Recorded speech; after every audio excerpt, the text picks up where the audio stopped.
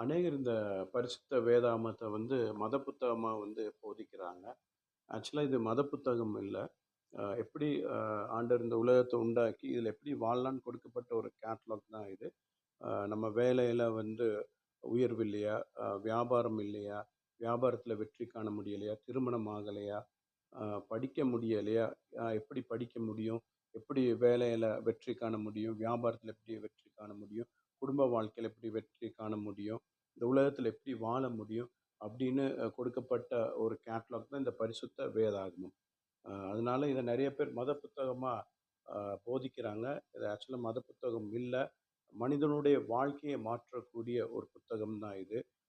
நிச்சயமா ஒவ்வொருவரும் வாழ்க்கையில ஒரு வாட்டி சரி படிக்க வேண்டிய ஒரு புத்தகம் தான் இந்த பரிசுத்த வேதாகமும், இந்த பைபிள் இந்த வீடியோ பார்க்குற ஒவ்வொருவரும் இந்த பரிசுத்த வேதாகமத்த ட்ரை பண்ணுங்க.